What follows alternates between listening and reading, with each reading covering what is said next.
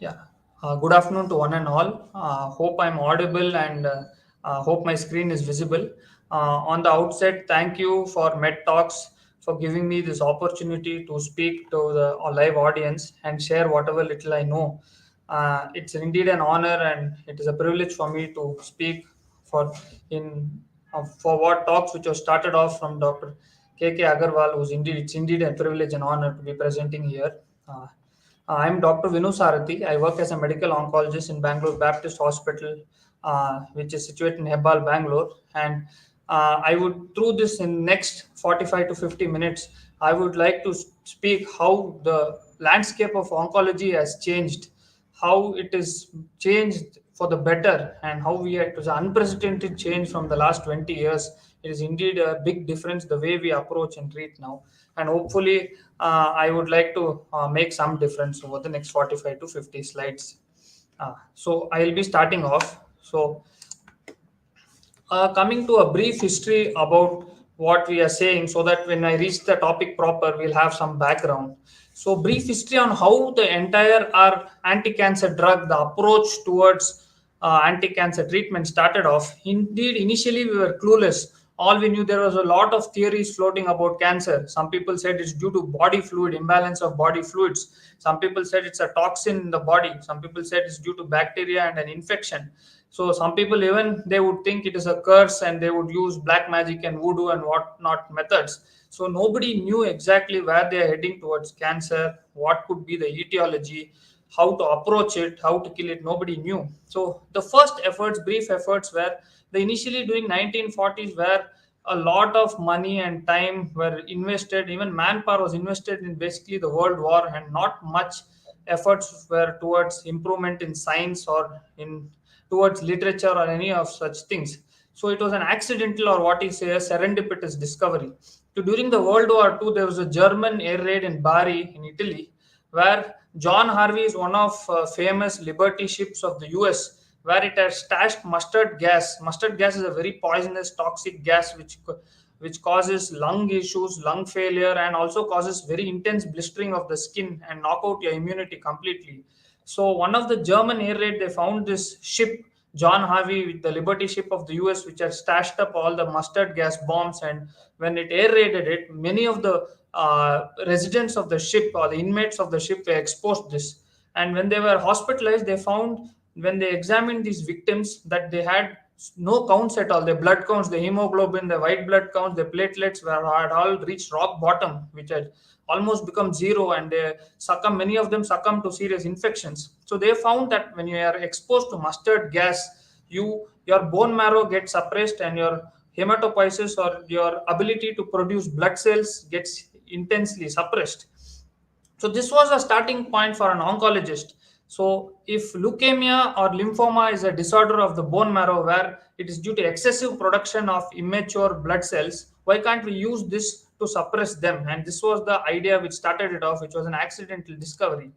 So, and there was a landmark paper which was published, which is one of the most famous medical journals, which is New England Journal of Medicine, in June 3rd, 1948, where Mr. Sidney Farber, was the pioneer in acute lymphoblastic leukemia, what we call a white blood cancer, more common in children. He started off and he found that when we use such chemotherapy drugs, we can we can cause the tumors to stop growing. It was not a landmark breakthrough for cure, but this was the first time where they said chemicals can be used to stop cancer growth for at least a temporary amount of time. And this folic acid antagonist, this is also pioneered by one of our own Indians who hailed from Andhra Pradesh, called Subbarao. He was the main person who invented this, which we know as modern day methotrexate, and he helped Mr. Sidney Farber to help in the initial, the earliest successes, even though temporary, but it was a major breakthrough in 1948. And eventually what happened, that led to more discoveries. And by then the world war had ended, and people realized that we have this very dreadful disease called cancer, which is not getting enough attention, and we need to be putting in more manpower, more effort, more financial funding also towards this. And in 1958, after all the dust had settled from everything, all the war, everything, so people actually took a conscious effort. It was started by the US, who were financially superior from then on, saying that we have to start a national cancer program. and at the National Cancer Institute, they started the first federal program to promote drug discovery. So that time again, it was like they were like, we have to discover more drugs. The more drugs we discover against cancer, we are going to have important outcomes, or we are going to be successful against cancer. So, and that led to the discovery of what we know as 6-mercaptopurine and vinca alkaloids, which are the next batch of drugs being discovered for cancer. So then next breakthrough came. So till now we knew that Sydney Farber showed that we can have temporary remissions, which means temporarily you can arrest the growth of cancer cells. But can we cancer cells be cured with just chemotherapy? So what we had a major breakthrough was we have a tumor called choriocarcinoma, which comes from the placenta from the pregnant lady. From the pregnant lady, where there's a placenta, which is the nourishment tissue to the growing fetus.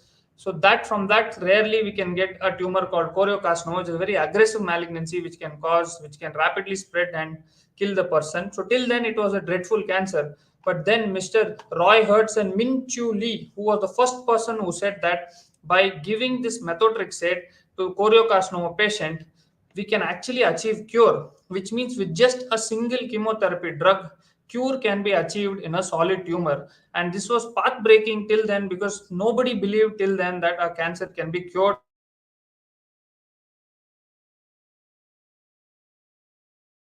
surgeries, but no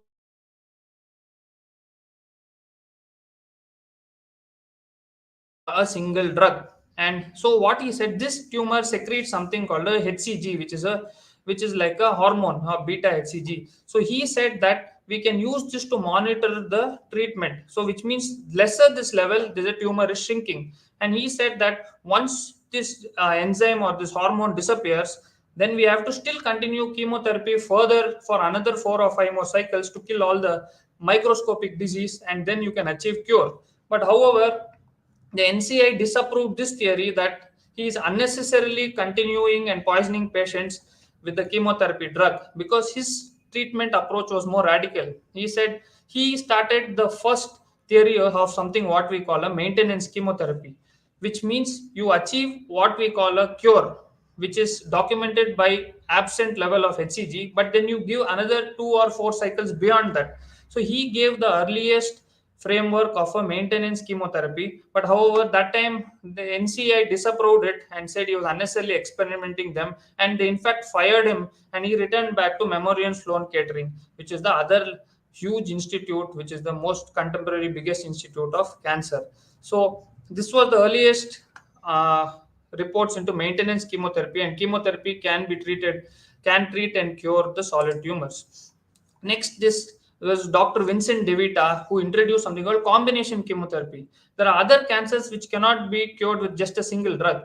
He said by combining various drugs which work differently, mechanisms of action, and which have different toxicity profiles, we can include long-term remissions in children. Long-term remission, a fraction of them may even get cured. And he said he introduced the first combination chemotherapy regimen, which was called the POMP regimen. And he's a very big stalwart in oncology. Till today, the books written by him is what is considered the landmark book for oncologists. So he started at the NCA in 1960s, and he is the pioneer, or he was one who initiated combination chemotherapy. Later on, we had the concept of adjuvant therapy. Till then, there was a very famous surgeon called Dr. Halsted. He had started off the trend of doing radical surgeries for breast cancer. He said breast cancer is mainly treated and cured with only surgery. So if the patient recurred, he said probably the surgery was not enough. We have to do a more wide field or extended surgery. So he went on extending the surgery. It started off from the breast, then the axilla, then up to the neck, and sometimes he even started extending his surgery. It was so radical that up to the top, up to the base of your chin, he started increasing the surgical field, and they became very debilitating. They were very mutilating surgeries. But in fact, he found there is no increased survival with just going on cutting off more tissue. So the whole concept came that probably tumor cells are already spread to other distant organs, which can only be cured by giving chemotherapy, because chemotherapy goes through bloodstream to all parts of the body and kills them. So just increasing your surgical fields and doing more debilitating surgery does not add to survival, but rather adjuvant chemo, which means chemotherapy given after a curative intent surgery, is what is going to finally help in improving survival. And this was proven in a landmark study by the National Surgical Adjuvant Breast and Bowel Project by Dr. Bernard Fisher. After this, unfortunately, there was a period of stagnation. Everything was going as per schedule, and cancer people, they found out there's a cure. They found out adjuvant chemotherapy benefits, but we could not get further benefits. And a very famous Landers column appeared in one of the news dailies on April 19, 1971, and they compared cancer progress with. By then, the Apollo program had taken over, and we had successfully man had landed on the moon, and they said we should have a moonshot for cancer. But unfortunately, we cannot extrapolate something like a scientific improvement, like a man landing to moon, to a development in cancer. So what they said was the Apollo mission actually stood on strong physics and scientific discoveries. They already discovered atomic physics, fluid mechanics before launching a man to the moon. But with cancer, they did not even have a basic understanding of what made cells malignant. So what we were missing was we were going out all out to just finding newer drugs, newer toxic drugs which just work by poisoning the cells, combining them, making a combination therapy with two drugs, three drugs. If three doesn't work, four drugs. If four doesn't work, people said give a higher dose, give add on a fifth drug. But we did not have an understanding of how the chemotherapy is working, what makes cancer cells malignant, what makes it different from a normal cells. In total, we did not understand is what is the pathophysiology behind the cancer. So they said, so James Watson, who was instrumental in discovering structure of DNA, he went on a rampage saying doing relevant research is not good research. He said what is lacking is basic research. He said till you understand or think like a cancer cell, know how they proliferate, we cannot find good drugs. And that is what led to a radical change. So this can be very much extrapolated from how people used to think during that period. Initially, when cigarettes were introduced and the tobacco market went on a very big high, people were saying actually smoking is useful for you, in fact beneficial. In fact, there were doctors endorsing the products. They said more than 1 lakh doctors from coast to coast in the US were asked, and from east to west coast, they said smoke this brand of cigarettes. There is no causal claim, which means they said cigarette does not cause any of cardiac disease, neither cancer. So initially they were saying based on independent research, smoking is in fact beneficial for health. But then came the two landmark surveys, which was done by Doll and Hill, and what we have the Surgeon General report. So if you see the trend from 1910 to 1920, the number of people smoking went dramatically up because it was always stressed, or the impression was given that smoking is good for health. But then after these two landmark studies, they found that actually smoking is so bad for health, and then the number of smokers came down. So this was the mental framework that time, where there was not enough put in towards what is actually the pathophysiology, the basic sciences. And so this can be illustrated by this one example. And then Mr. Richard Nixon, the president, he signed the National Cancer Act of 1971.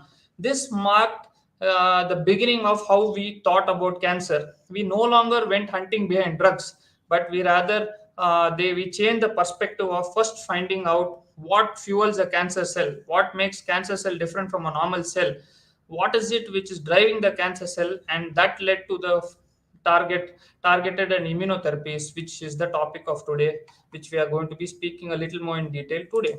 So the two landmark therapies which marked that we had made successful breakthroughs through this new out of the box or the goal directed thinking is Gleevec, which we say as the imatinib, which has revolutionized chronic myeloid leukemia treatment. In fact, today chronic myeloid leukemia patients are said to have a life expectancy equal to that of a normal human being. And the next is by Dr. Dennis Slamon, who invented trastuzumab, which has revolutionized the way we treat with something called a HER2 positive breast cancer. And this birth of targeted therapies began from the 1990s. So, in fact, this was such a landmark thing. It was It was featured in the cover page of Time, where they said there's a new ammunition in the war against cancer, and they showed these targeted therapies like magic capsules or bullets. So how has it changed? So in 1984 to 2003, lung cancer, everything was the same. It was like one chunk of the pie. There was no known type, and there's only one type called KRAS.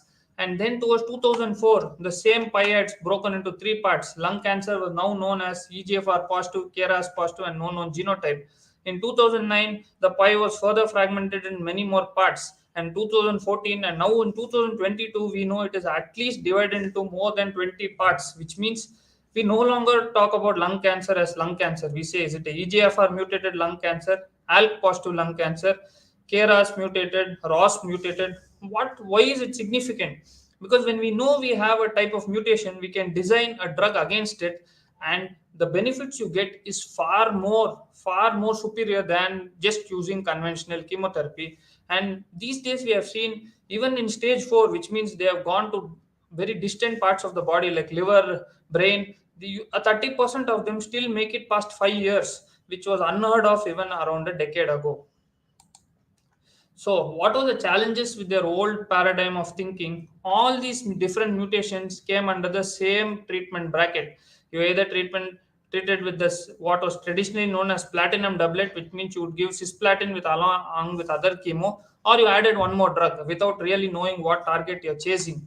And the problem was you had a very small effect.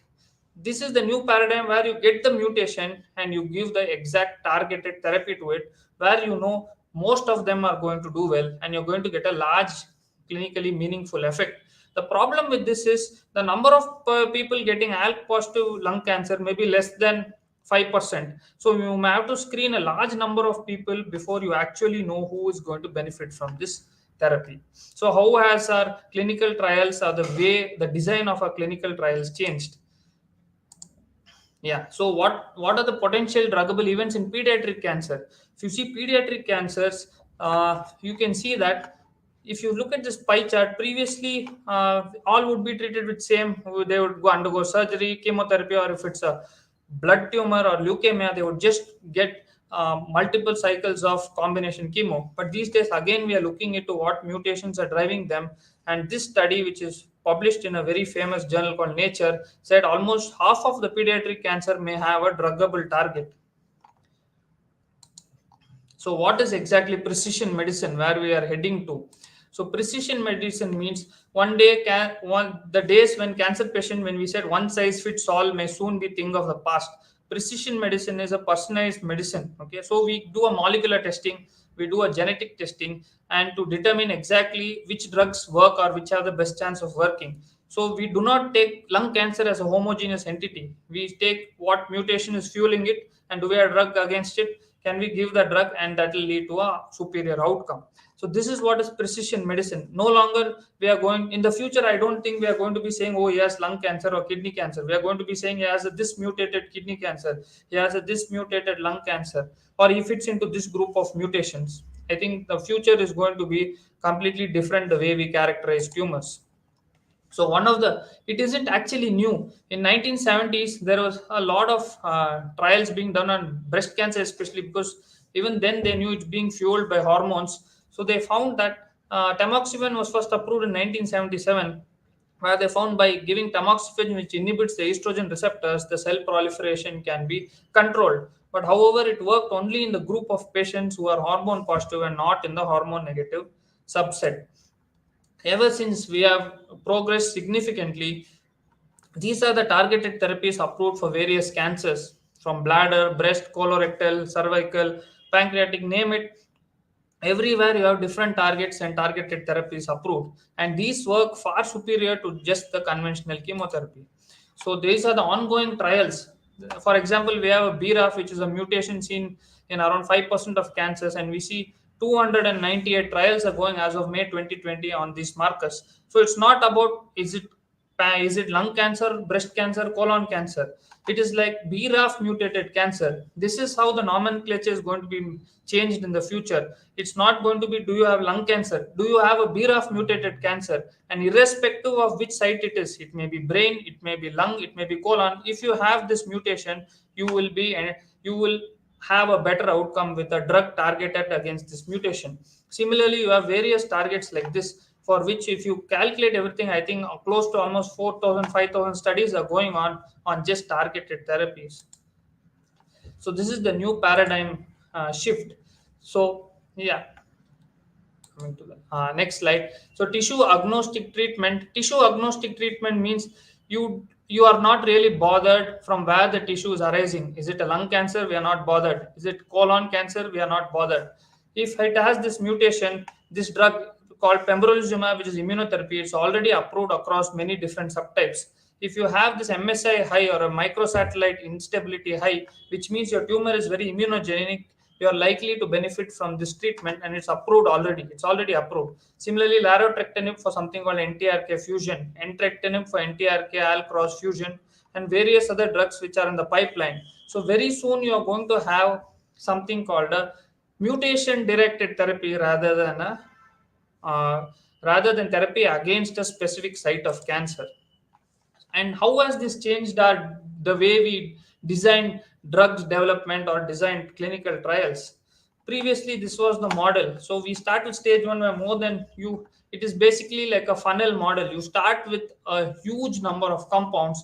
It is like a bottleneck, but finally you come out with only one successful compound. At stage one, if you start with 10,000 compounds and you spend almost 5 years with that, by the time you have exhausted 15 years, you have come out with only one compound, and that also you don't know how successful it is because it's not specifically targeted. But all these have been cleared, all these have been filtered based on just trial and error.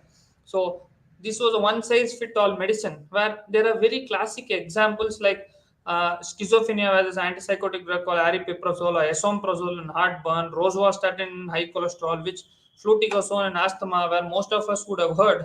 The problem with these such 90% of the top selling medicines, they unfortunately work in only 50% of the patients, because they all were approved or they came through trials which were just started on a trial and error basis on some hunch.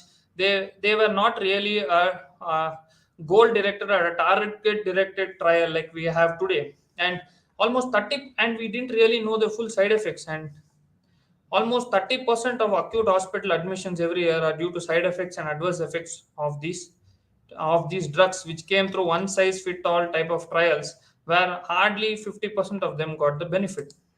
So what is precision oncology?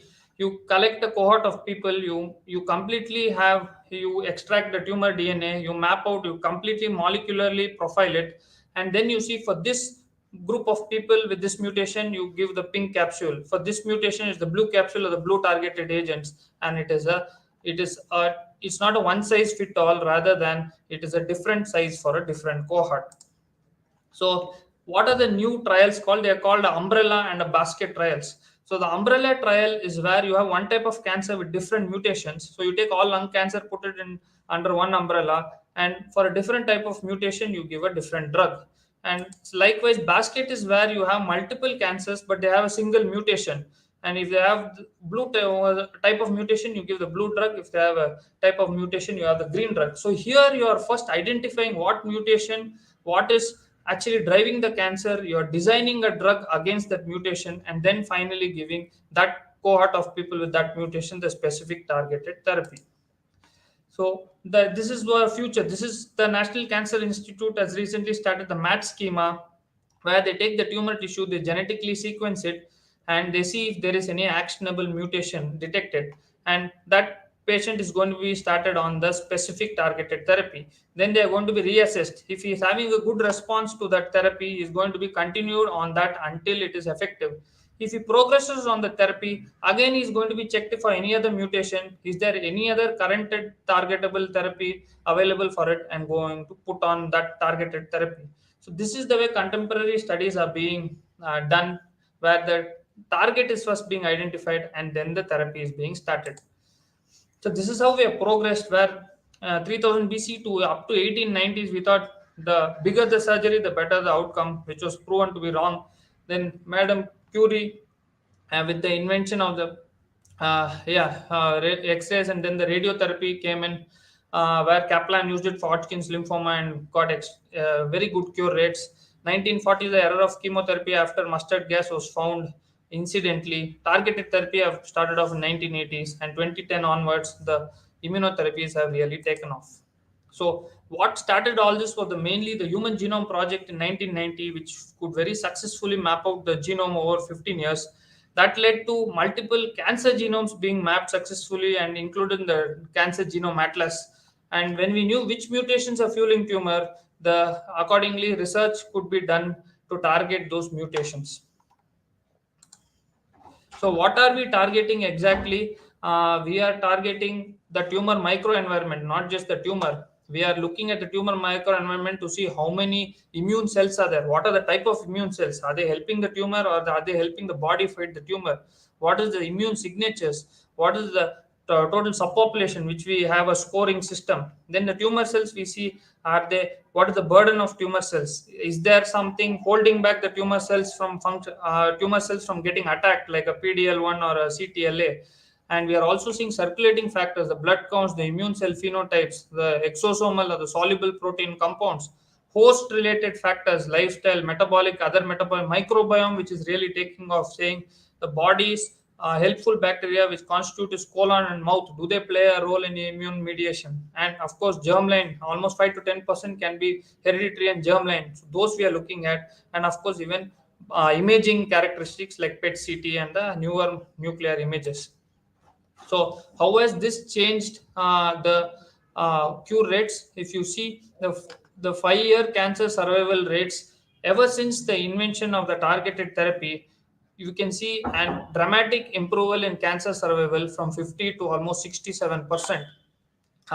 So this was, if we had stuck around with the old way model of thinking, maybe we would never have progressed. Prostate survival is greatly enhanced, so to thyroid, melanoma, breast, kidney, non-Hodgkin's lymphoma, and they have seen even the 5-year survival in cancer rates in US dramatically increasing to more than 67% in the with the advent of targeted therapy.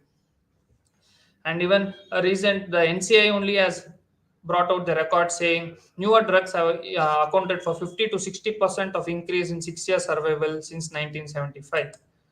And this has been how it has, as we have progressed, we have stopped looking for chemotherapy drugs, but rather we are starting to look for targeted therapies. And this has been the way forward since 1977, and especially since the advent of rituximab and imatinib, it's really taken off in a big way.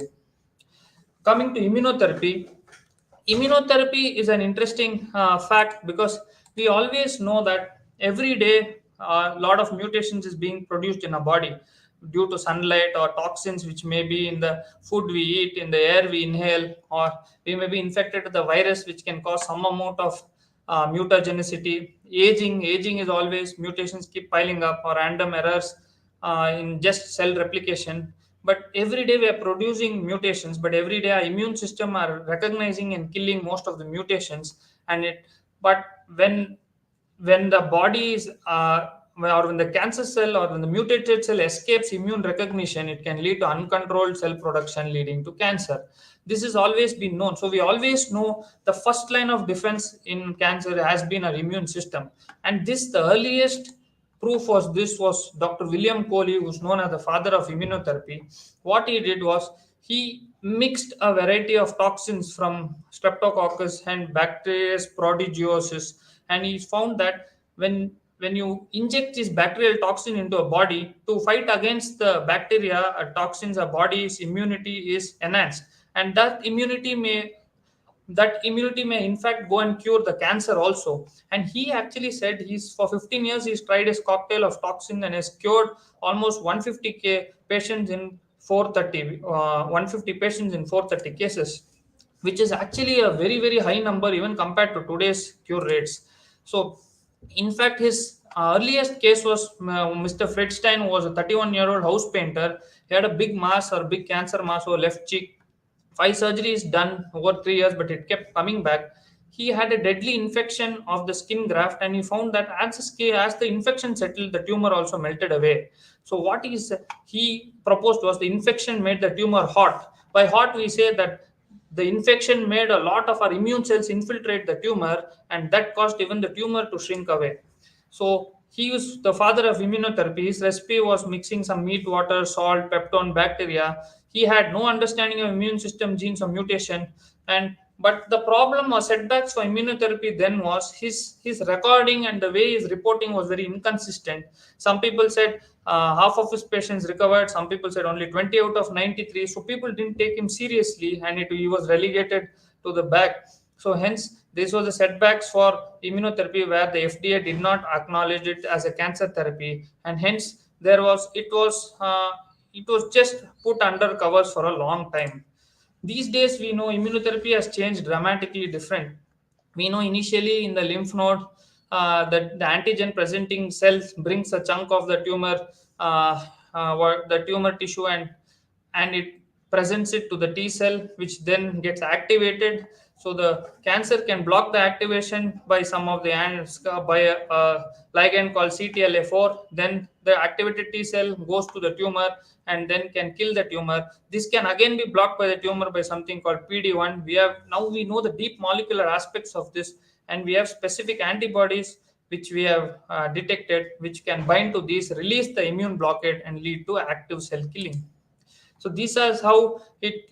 This is a general outlook how what I had explained in the previous slide, where in the first step there is release of cancer antigens picked up by antigen presenting cell, goes to the lymph nodes, presents it to the T cell, which can be blocked by CTLA by the tumor, but we have anti-CTLA agents which again restarts the immunity. The T cells go to the tumor, infiltrates the tumor, and then kills the tumor. That can be blocked by PD-1 by the tumor cells, which we have anti-PD-1 agents today, which are very specific immunotherapies. So, how do we find which group of patients will actually benefit from this therapy? We have a specific IHC marker called PD-1, which we stain the tumor tissue. We see for the tumor cells if it's actively staining like this. Usually, for different tumors, we have a different score, but we usually say anywhere 1 to 10%. Anything it stains more, our immunotherapies may be very well efficient in such tissues. So this is one of the staining methods which we use.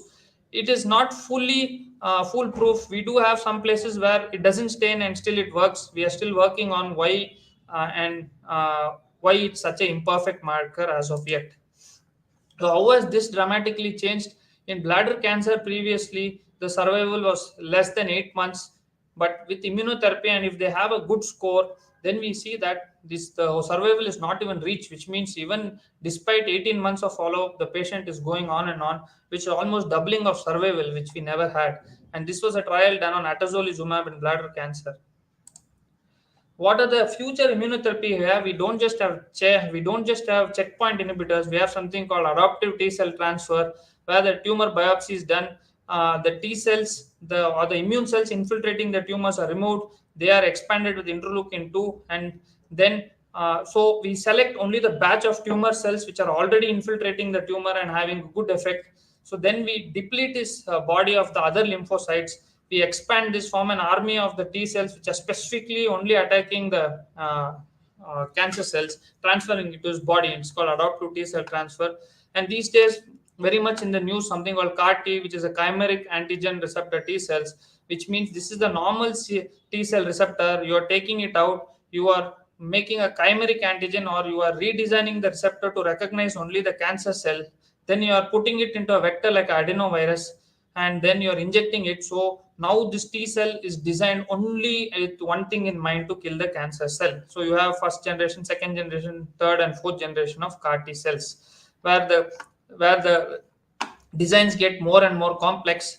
As the generation proceeds, we have more co-stimulatory molecules added on. We have other cytotoxic chemicals added on, interleukin 4 receptor added on. So the CAR T becomes more and more reactive and more potent. What is the more future? The future is going to be individual treatment, not just like which cancer has which mutation. We may be treating each patient individually, saying even two patients of lung cancer with same mutation may behave differently. So we are going to treat each individual differently, which is called personalized vaccine. So we take out the tissue sample, we sequence DNA, we identify what specific neoantigens are there, which is present on the tumor cell. We develop a vaccine to it, and we inject the vaccine to that specific individual with that specific mutation profile, and then we immune monitor. So this may be the future where not just we are characterizing the cancer based on its which mutation it has, but based on every individual having a different mutation type. So how is it going to the future? These are the hypothetical what people said till now. We just targeted chemotherapy and immunotherapy. We had reached this far.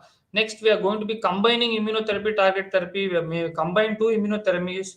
We may combine a vaccine and an immunotherapy. And in the future, the curve is projected to get higher and higher and plateau higher. And we may be actually expecting far greater efficacies and far greater cure rates in the future. This is again a chart showing how we have developed from radiation to surgeries to chemos, and we are in the era of genomic profiling, targeted therapy, and immunotherapies. So this has been our whole conundrum of evolution where we've always are we there yet? I don't think we will ever be there yet. But one thing for sure, we are definitely on the right path. With every passing decade, we are realizing we are rethinking about cancer and in general about how we are progressing towards therapeutics. We are rethinking, we are finding new ways, new models, and our cure rates are definitely improving. So we are on the right path. And recently, also, we would have seen that article where immunotherapy showed complete cure rates in 12 patients, even though it's not a large number, but which means we are all on the right path. We have never seen complete cures like that in immunotherapy. Your time. Yeah.